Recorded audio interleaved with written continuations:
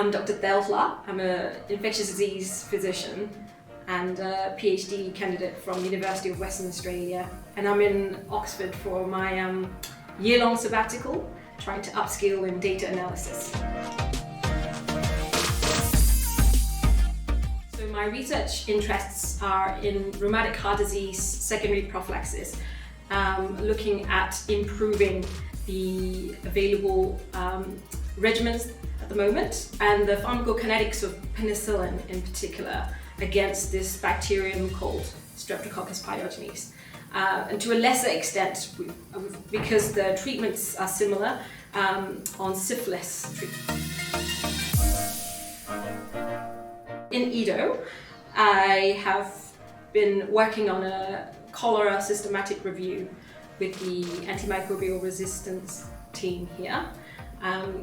And alongside that, I've also been working on a few projects of my own. One of them is continuing on the Streptococcus pyogenes research, doing a systematic review on how this amazing sort of bacterium has remained sensitive to penicillin despite being treated with penicillin for nearly 100 years. In addition, I've just sort of been finishing my PhD thesis. Connection to IDDO was because I've previously worked in the Oxford Tropical Network in Southeast Asia. In 2019, in the MOCRU, which is the Myanmar branch of Oxford Clinical Research Unit, I worked as a project, sort of supervising project officer, trying to direct the response to the HIV epidemic that was being observed in the northern parts of Myanmar. So there was an opportunity for me to do a sabbatical during my PhD candidature, and reaching out to the Oxford Tropical Network, Professor Fleetgren was very generously offered to have me for a year. So this is how I ended up in IDDO.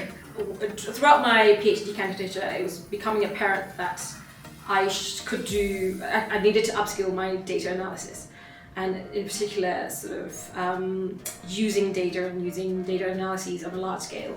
And the IDDO was a natural sort of logical conclusion to come and sort of firstly collaborate and also network and learn new skills.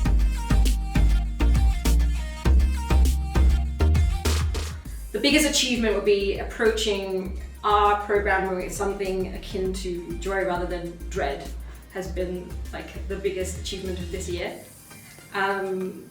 Despite myself, I have learned to code a little bit. And just sort of hearing about here, because you're amongst all the people who are a lot of data technicians, data scientists, and just hearing about what everyone is up to and sort of being clued into how people are using data. And for example, as opposed to universities elsewhere, how Oxford has embraced the large language models and AI, shown a different way that we could sort of move forward and how to embrace change, etc. And that's been really impressive. I always identify firstly as a clinician. So for most of my prior working career was being a clinician.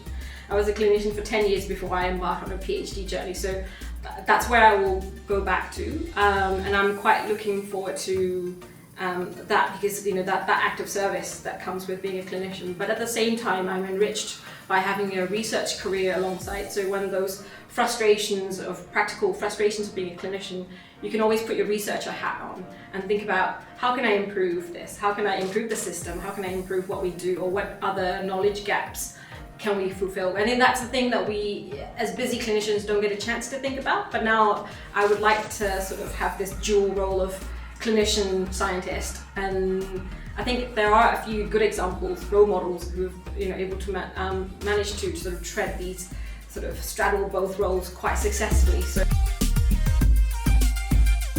I mean, my experience in IDDO has been overwhelmingly positive. I feel like I've been welcomed into a family. I think IDDO has that sort of small scale group, sort of family-like feel, but still, I think if someone is thinking about diving into something that they're unfamiliar, I can understand there may be a bit of sort of hesitancy about it. I think my advice would be to sort of meet that head on, because until you acknowledge where your gaps are and where your shortcomings are, you're never going to sort of improve.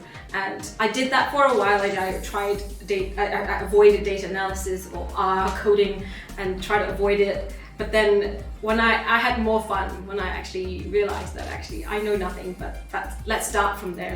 And IDDO has been really good with a lot of colleagues giving me a lot of their time and expertise and a lot of hand-holding, so to speak. And people are really open to sharing their knowledge and their practical skills. And it's nice to be in Oxford where when you pose a problem, it is seen as a challenge accepted, rather than you don't feel like you're imposing on people. People want to sort of solve the problem for the thrill of it too.